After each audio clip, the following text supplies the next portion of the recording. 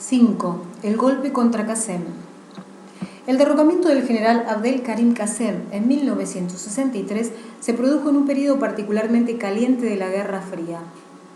2 años antes había fracasado el desembarco anticastrista en Playa Girón, Bahía Cochinos. Solo había transcurrido 3 meses desde la crisis de los misiles en Cuba, cuando las dos superpotencias estuvieron al borde del precipicio nuclear, y en Vietnam e Indonesia el fango comenzaba a removerse.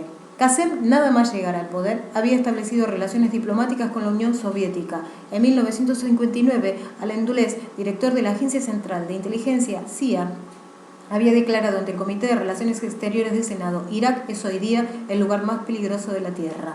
Era el 8 de febrero de 1963 y Qasem, que 5 años antes había derrocado la monarquía hachemí, fue juzgado sumariamente por un tribunal militar en un estudio de Radio Bagdad, atado a una silla y tiroteado. El final del día populista marcó el principio de Saddam Hussein, que participó activamente en la conspiración urdida por naseristas y baasistas, según el relato de Said K. Aburish, politólogo árabe que en 1997 publicó su Historia del golpe. El anuncio de la muerte del general Qasem corrió a cargo como una deferencia del nuevo régimen de la hija del general Nassem Tabajali, condenado a muerte y ejecutado por su participación en una tentativa de golpe de Estado nacerista en marzo de 1959. La joven hizo el anuncio con gritos histéricos y una voz que temblaba entre la alegría y la emoción, según el testimonio del corresponsal de la agencia AFP. Qasem, un general más inclinado hacia la reforma que hacia el autoritarismo, ya estaba advertido. En octubre de 1959 había sido objeto de un atentado, en el que resultó herido en el brazo derecho, perpetrado por un comando entre cuyos integrantes se encontraba Saddam Hussein, entonces con 22 años, anónimo militante del Baas. La biografía oficial de Saddam Hussein subraya este episodio como demostración de su coraje y devoción por Irak. El general Qasem había proclamado la república con la colaboración del coronel Abdel Salam Aref, que en 1958 se convirtió en su viceprimer ministro y ministro del Interior. Pero la ironía o la lógica de la historia iraquí hizo que uno de los integrantes del Consejo Nacional de la Revolución que le condenó a muerte fuera precisamente el coronel Aref. Qasem, como Zair al-Awad, dirigente único, decidió primero enviar al exilio a Aref, después le hizo arrestar y más tarde le condenó a muerte, aunque finalmente le concedió el perdón. Aref, cuando logró dar la vuelta a la tortilla, fue el encargado de negociar el 8 de febrero de 1963 la rendición de Qasem. Pero esta vez no hubo clemencia. Qasem trató de ganarme con su apelación a nuestra vieja amistad, pero yo le conocía bien, simplemente se trataba de un engaño, y le contesté: no seas como Zumbe, declaró Aref en su primera conferencia de prensa después de haber sido nombrado presidente de la República por el Baas. Qasem y Aref comenzaron a separarse prácticamente en el momento de su victoria en 1958. A una mala química personal había que añadir su rivalidad por el poder y sus divergencias políticas, especialmente en lo que se refería a la actitud que Bagdad debía adoptar ante el Egipto de Gamal Abdel Nasser, el faro del panarabismo árabe.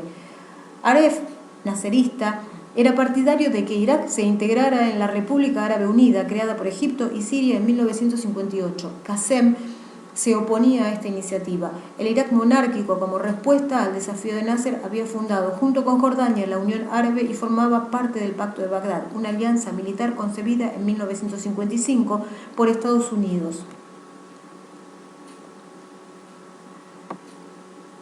El populista Qasem retiró a Irak del Pacto de Bagdad, Turquía, Gran Bretaña, Irán, Pakistán y Estados Unidos en 1959, pero no compartió el panarabismo de Nasser. Estas diferencias propiciaron la caída de Aref y al mismo tiempo alimentaron una campaña de depuraciones dirigida contra los sectores nacionalistas árabes, lo que benefició a las organizaciones políticas de izquierda, fundamentalmente al Partido Comunista. A partir de la fallida intentona golpista de Mosul, en marzo de 1959, Qasem se apoyó para gobernar en los comunistas y los kurdos. El Kurdistán, sin embargo, sería el principio del fin de Qasem.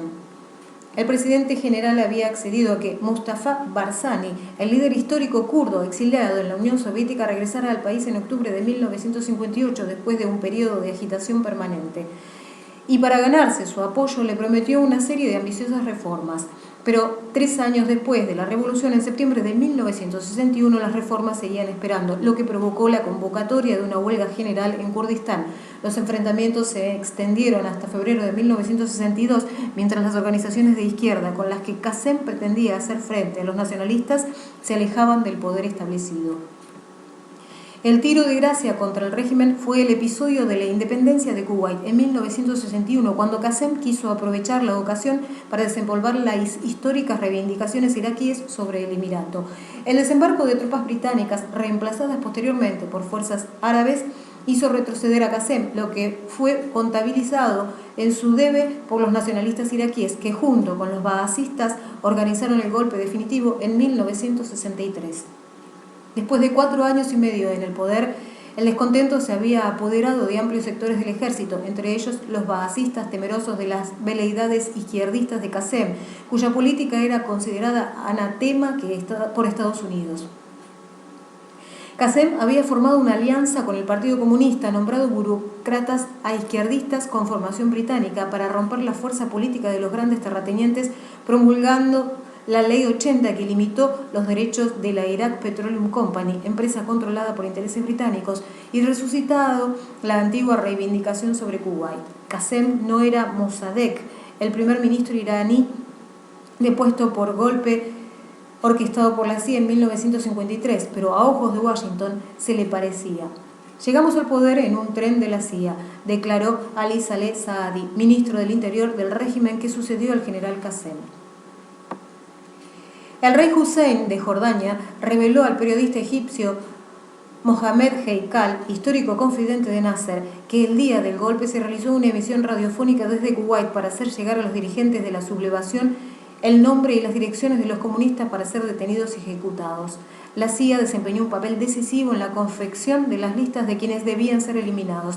Estas listas fueron elaboradas en diferentes capitales de Oriente Medio, con la ayuda de exiliados iraquíes, y entre sus más destacados artífices estuvo William McHale, un agente norteamericano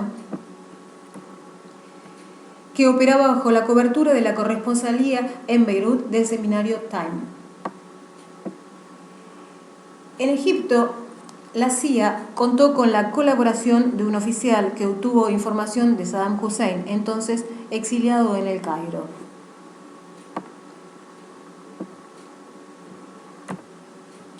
Como contrapartida a la ayuda prestada al golpe, el Baas, un grupo con apenas 1000 miembros, aunque con decisivas ramificaciones en el ejército, se comprometió con la CIA a llevar a cabo un programa de limpieza de comunistas y sus aliados.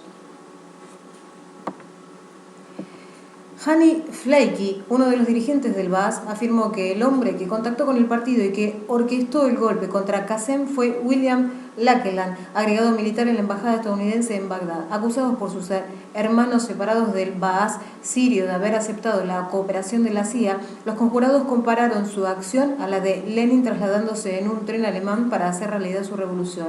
James Critfield, jefe de la CIA en Oriente Medio, sentenció entonces: lo contemplamos, el golpe, como una gran victoria. Los baasistas fueron desalojados del poder meses después del derrocamiento de Qasem, pero regresaron con otro golpe en 1968 para quedarse durante más de 3 decenios.